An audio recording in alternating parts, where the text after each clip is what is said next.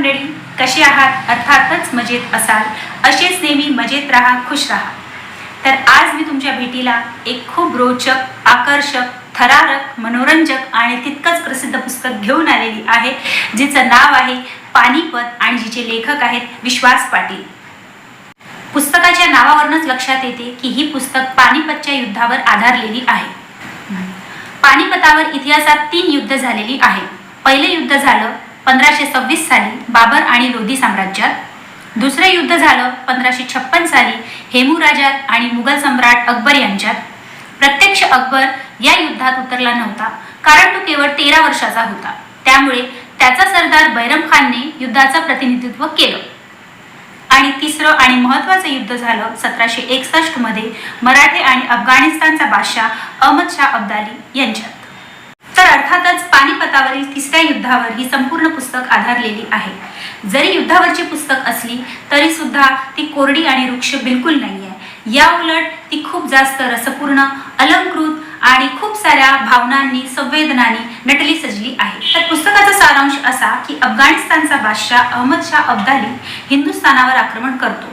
त्याचं हे आक्रमण बादशाह पदासाठी नसून हिंदुस्थानाला लुटण्यासाठी आहे.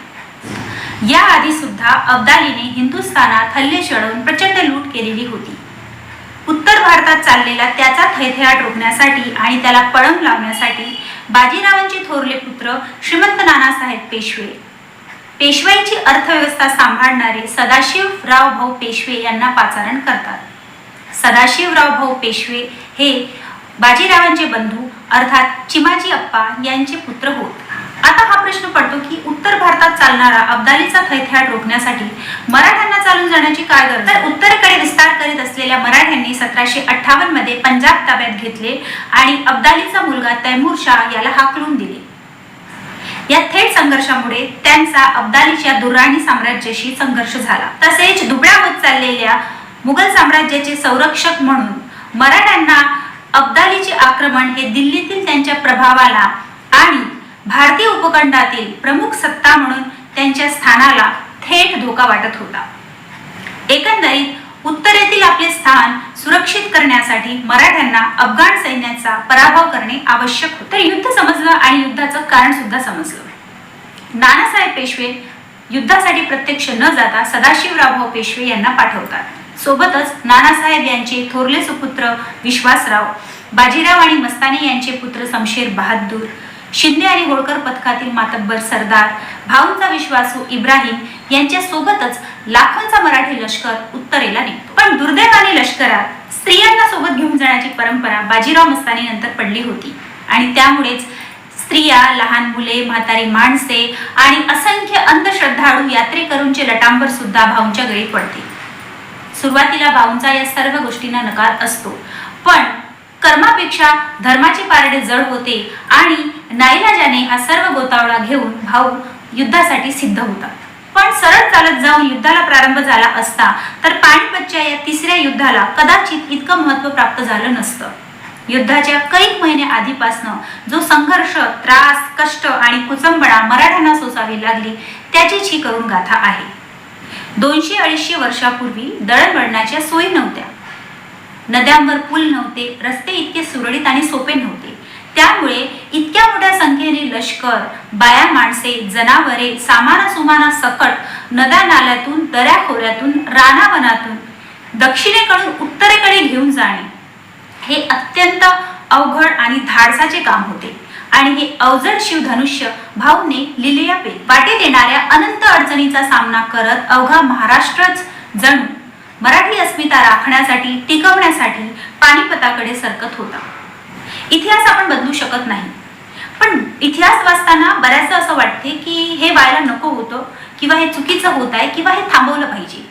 पण दुर्दैवाने पानिपतच्या इतिहासात अशा अमाप गोष्टी आणि अशा अमाप घटना आहेत की ज्या घडत असताना मनस्वी संताप येतो, हळहळ वाटते, उगाच चुकल्यासारखं वाटते आणि खूप काहीतरी हातून सुटून गेल्यासारखं वाटते. तर उत्तरेकडे सरकत असताना मराठ्यांसमोर भौगोलिक अडचणी तर आल्याच, शिवाय प्रचंड मोठा मनुष्य ताफा असल्याने मानवी स्वभावांचे आपापसात संघर्ष झाले. पूजा अर्चना, धार्मिक यात्रा झाली. लष्कराला तीर्थयात्रेचे स्वरूप आले. मुख्य शत्रू अब्दाली सामोरा ठाकण्यापूर्वीच अनेक वादांचा, गैरसमजुतींचा आणि अडचणींचा सामना भाऊंना करावा लागला. मराठ्यांचं राज्य उत्तरेकडे पसरलेलं असलं तरी गचाळ राज्यकारभार, शासन प्रणालीतल्या त्रुटी तसेच मराठी लष्कर, मराठी प्रतिनिधी यांचा स्थानिक राजांना, कारभारांना झालेला मानसिक आणि आर्थिक त्रास यामुळे तिथल्या जमीदारांनी, राजांनी मराठी लष्कराला मदत केली नाही. तसेच उत्तरेतील मराठ्यांचे एकमेव स्वकीय असलेले गोविंद पंत यांना ठार मारण्यात आले. दौलतीची रसद वेळेवर पोहोचली नाही. या सगळ्या चक्रांमुळे मराठ्यांची प्रचंड उपासमार झाली.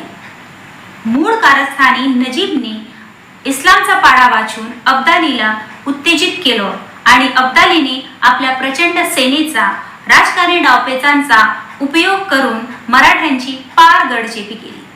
प्रत्यक्ष पानिपताच्या युद्धभूमीवरचे 2-3 महिने मराठ्यांच्या सहनशक्तीची, संयमाची, धैर्याची आणि ताकदीची परीक्षा पाहणारे होते. त्यात सेनेचे, जनतेचे, जनावरांचे अतोनात नुकसान झाले. भुकेने तडफून अनेकांनी प्राणांचा त्याग केला. भाऊंची कसोटी पाहणारा तो काळ वाचत असताना माझ्या डोळ्यातलं पाणी सतत झरत होतं. शतके लोटून 1760-61 चा तो काळ आपण याची देही याची डोळा अनुभवू लागतो, जगू लागतो. नजीबच्या विषारी जिभेची किमया अब्दालीवर झाली होती, त्यामुळे तो माघार घ्यायला तयार नव्हता. वरून अयोध्येचा नवाब सुजा-उद्दौला याने धर्माचा आपल्या परीने वापर करणाऱ्या नजीबचा हात धरून आपल्या मातीतल्या लोकांना दुत्कारून अब्दाली सोबत सुलूक केला होता. त्यामुळे अब्दालीचे सैन्य कैक पटीने बळावलं होतं आणि त्याच्या सैन्याची मराठ्यांसारखी उपासमार झाली नव्हती. 620 पानांच्या या कादंबरीत प्रत्यक्ष समर प्रसंग हा 20 किंवा फार तर 30 पानांचा आहे. पण युद्धाच्या आधी भाऊंना लढावे लागणारे भावनिक, कौटुंबिक, राजकीय, आर्थिक, नैसर्गिक युद्ध तसेच युद्धानंतरचे परिणाम, त्याचे प्रसंग, त्या बोचऱ्या आठवणी या सर्वांचे लेखन, चित्रण खूपच नाट्यमयरित्या पण इतिहासाचे भान राखून केलेलं आणि प्रत्यक्ष युद्धाचा दिवस अर्थात 14 जानेवारी 1761 हा कादंबरीचा परमोच्च क्षण आहे. अप्रतिमतेचा कळस गाठणारा हा दिवस वाचताना डोळ्याच्या पापण्या लवत नाही. मी याआधी सुद्धा युद्ध वाचलेले आहे, पण जसं मी आधीच सांगितलेलं आहे की ही कादंबरी आणि हे युद्ध कालातीत आहे. प्रत्येक योद्ध्याच्या शस्त्र कौशल्याचं, लढाऊ वृत्तीचं, त्याच्या शारीरिक आणि मानसिक अवस्थेचं, युद्धाच्या तांत्रिकतेचं इतकं सूक्ष्म निरीक्षण आणि वर्णन इतरत्र कुठेही सापडणार नाही. प्रत्यक्ष युद्धभूमीवर आपणच उभे आहोत असा भास व्हावा इतकं ते खरंखुरं आणि जिवंत वाटतं. इतकंच काय, हत्ती, घोडे, बैल सुद्धा लेखकाच्या बारीक नजरेतून सुटले नाही. प्रचंड मोठ्या अशा यमुना तीरी झालेल्या या युद्धाचा प्रसंग मन हेलावून टाकणारा आहे. भाऊ आणि त्यांचे लढवय्ये जीवाची पराकाष्ठा करून हे युद्ध लढतात. एक एक वीर जेव्हा गतप्राण होतो तेव्हा मन आक्रंदित होणार. इतिहास हा खूप कोरडा विषय वाटतो मला, पण तोच इतिहास इतक्या रंजक, सुंदर, सोप्या भाषेत आणि कलात्मक रीतीने वाचताना 600 पानांची ही कादंबरी कुठेही कंटाळवाणी वाटत नाही. बघा, पानिपतचा डोलारा खूप मोठा आहे, खूप सारे प्रसंग आणि खूप साऱ्या लोकांचा त्यात उल्लेख आहे, पण मला फक्त पुस्तकाची ओझरती माहिती द्यायची असते. बाकी कादंबरीचं म्हणाल तर शब्दात सांगता येणार नाही असं तिचं रुपडं आहे. कौतुक करायला आणि तेवढ्या तोडीची भावना व्यक्त करण्यासाठी अप्रतिम शब्दांचा साठा खरंच माझ्याकडे नाही. इतिहासातल्या रंजक कादंबऱ्या यापूर्वी सुद्धा मी वाचलेल्या आहेत, पण या सगळ्या कादंबऱ्यापेक्षा ही कादंबरी उजवी ठरते. याचं कारण असं की हे युद्ध केवळ एका योद्ध्याचं नव्हतं, हे होतं संपूर्ण महाराष्ट्राचं. महाराष्ट्रातल्या प्रत्येक घराचं, प्रत्येक तरुणाचं, स्त्रियांचं, सामान्य माणसाचं, म्हाताऱ्यांचं, लहान मुलांचं, जनावरांचं हे युद्ध नसून एक महायुद्ध होते, जिथे प्रत्येकाने आपल्या ताकदीचे, आपल्या हिमतीचे प्रदर्शन केले होते.